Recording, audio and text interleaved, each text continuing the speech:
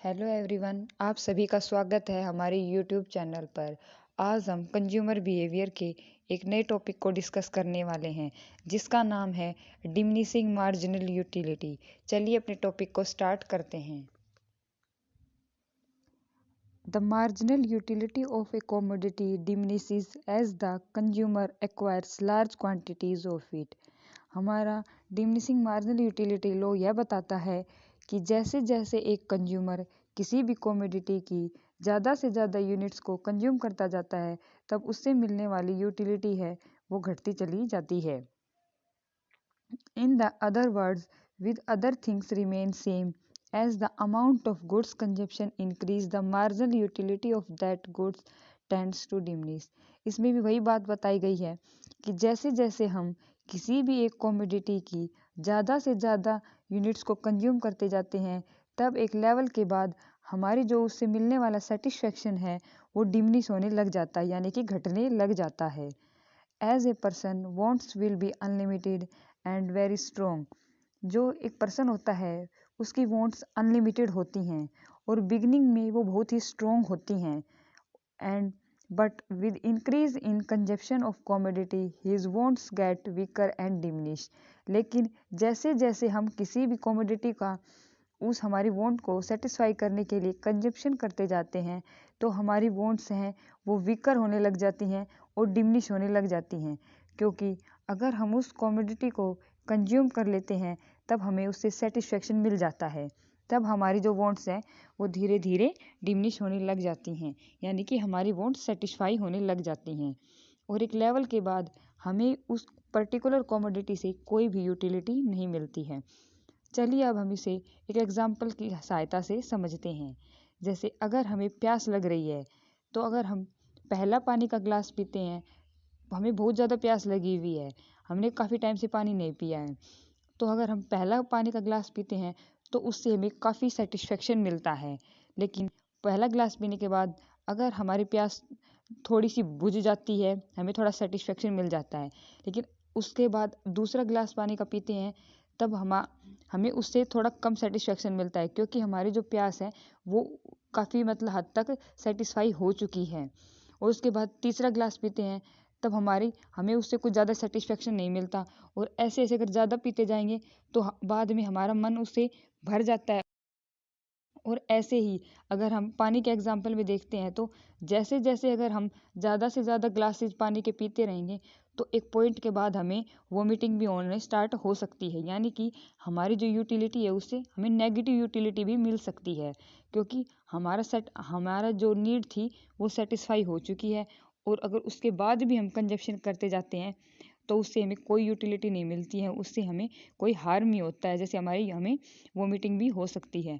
ऐसे ही हर कमोडिटी के केस में ऐसा ही होता है। स्टार्टिंग में तो हमें उससे काफ़ी यूटिलिटीज़ मिलती हैं। जैसे हम ये बोल सकते हैं हमें गर्मी लग रही है और हमें गर्मियों के टाइम में हमें आइसक्रीम खाने का मन है। हम पहले आइसक्रीम खाते हैं, एक आइसक्रीम का कप खाते हैं तो हमें उससे काफ़ी यूटिलिटी मिलती है। लेकिन जैसे जैसे अगर और उसकी यूनिट्स को कंज्यूम करते जाते हैं तो हमारा मन नहीं करता है कि एक लेवल के बाद कि हम उसकी और यूनिट्स को कंज्यूम करें। तो यही लॉ बताता है कि डिमिनिशिंग मार्जिनल यूटिलिटी, जो हमारी यूटिलिटी है वो डिमिनिश होती चली जाती है। And this law was firstly given by German economist Hermann Heinrich Gossen. जो ये हमारा डिमिनिशिंग मार्जिनल यूटिलिटी लॉ है वो जर्मन के इकोनॉमिस्ट गोसेन के द्वारा दिया गया है, इसीलिए इसको हम गोसेंस फर्स्ट लॉ के नाम से भी फर्स्ट लॉ भी कहते हैं। अब हम हमारे डिमिनिशिंग मार्जिनल यूटिलिटी लॉ के कुछ अजम्पशंस को पढ़ते हैं।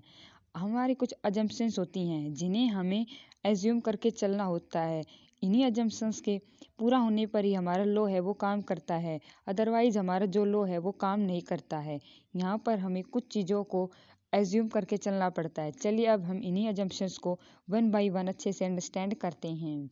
हमारी फर्स्ट अजम्पशन है all units should be homogeneous in quantity and quality. देखिए, हम जिस भी कमोडिटी की यूनिट्स को कंज्यूम कर रहे हैं वो यूनिट्स होमोजीनियस होनी चाहिए। होमोजीनियस का मतलब है एक जैसी होनी चाहिए। ये नहीं होना चाहिए कि उसकी क्वालिटी और जो उसकी क्वांटिटी है उनमें किसी भी प्रकार का कोई डिफरेंस हो।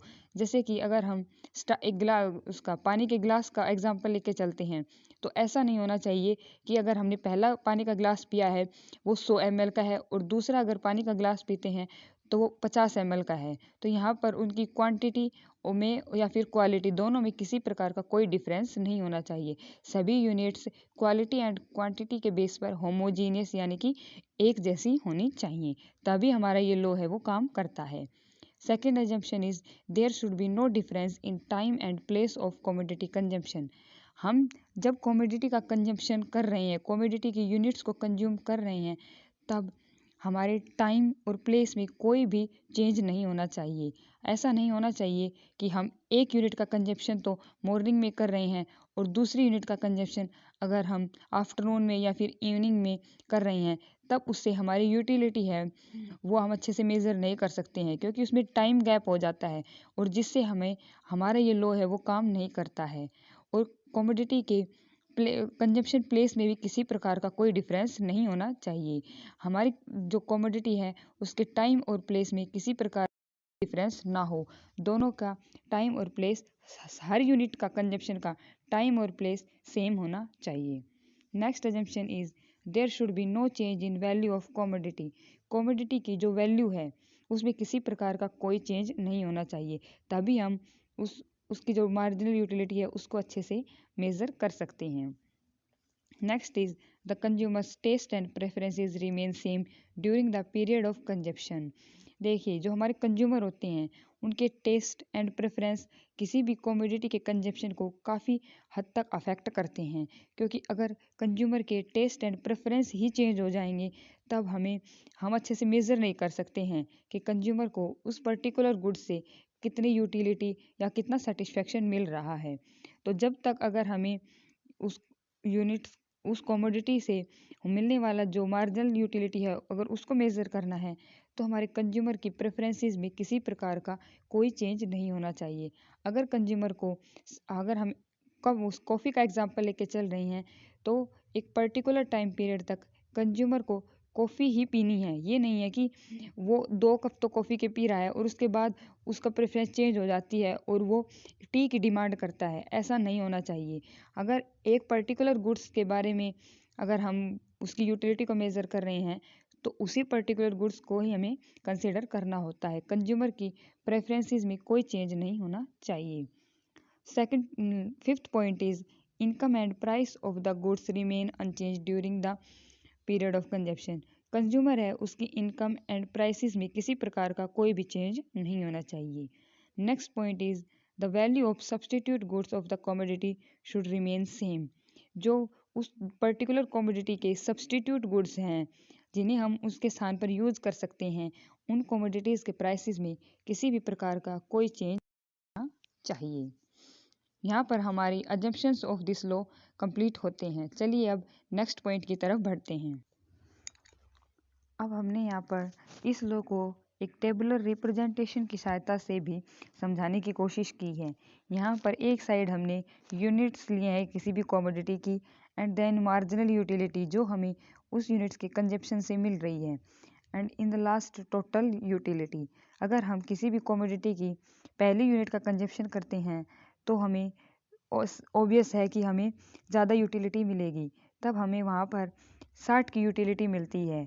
फिर हम सेकंड यूनिट का कंजप्शन करते हैं तो हमारी यूटिलिटी मार्जिनल यूटिलिटी है वो घट कर 40 हो जाती है। ऐसे ही जैसे जैसे हम कमोडिटी का यूनिट्स का कंजप्शन करते जाते हैं तब हमारी यूटिलिटी है वो 5th यूनिट पर आकर 0 हो जाती है, यानी कि यहाँ पर हमें उस पर्टिकुलर कमोडिटी से कोई यूटिलिटी नहीं मिल रही है। और उसके बाद यहाँ पर एक सैचुरेशन पॉइंट होता है और इसके बाद अगर हम उस कमोडिटी की यूनिट्स को कंज्यूम करते हैं तब हमारा जो मार्जिनल यूटिलिटी है वो नेगेटिव हो जाती है और घटने लग जाती है। और अगर इस मार्जिनल यूटिलिटी को हम ऐड करते जाते हैं तब यहाँ पर हमारी टोटल यूटिलिटी डराइव हो जाती है। जैसे स्टार्ट फर्स्ट यूनिट से हमें 60 की यूटिलिटी मिलती है तो हमारी टोटल यूटिलिटी 60 रहती है।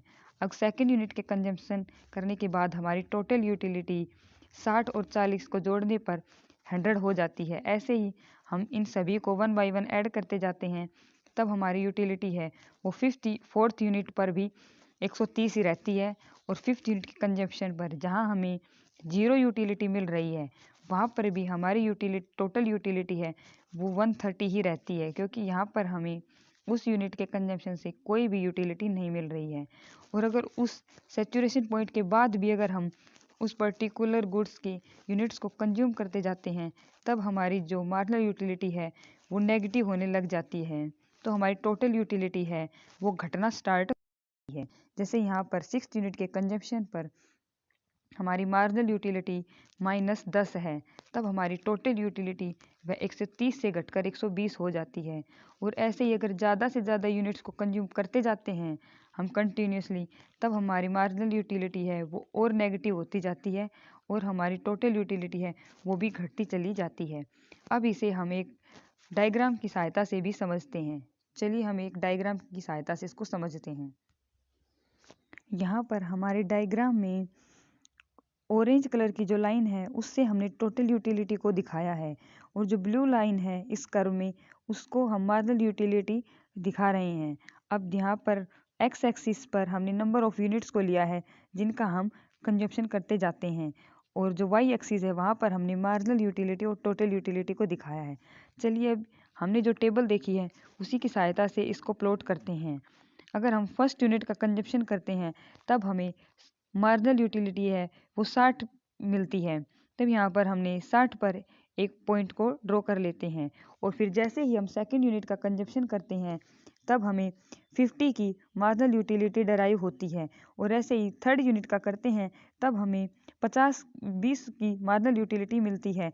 और जैसे ही फोर्थ यूनिट का कंजप्शन करते हैं तब हमें 10 यूनिट्स की यूटिलिटी मिलती है। और जैसे ही हम यूनिट्स का कंजप्शन करते आते हैं तब हमें 5th यूनिट पर 0 की यूटिलिटी मिलती है। इससे अगर हम इन्हीं सभी पॉइंट्स को मिला देते हैं तब हम एक्स एक्सिस के 5th पॉइंट पर आ जाते हैं। यहाँ पर हमें मार्जिनल यूटिलिटी है वो 0 मिल रही है, और इसी पॉइंट को हम पॉइंट ऑफ सैचुरेशन बोलते हैं।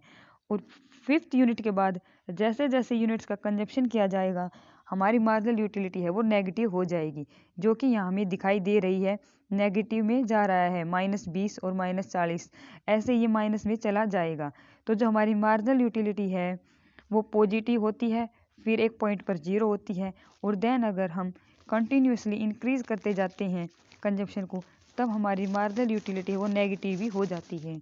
और अगर हम इन्हीं सभी मार्जिनल यूटिलिटीज़ को ऐड कर देते हैं तब जो हमारा ग्राफ जो हमने रेड कलर के लाइन से ड्रॉ किया है वह ऊपर की तरफ जाता है, क्योंकि मार्जिनल यूटिलिटी को ऐड करते जाते हैं तभी हमें हमारी टोटल यूटिलिटी है।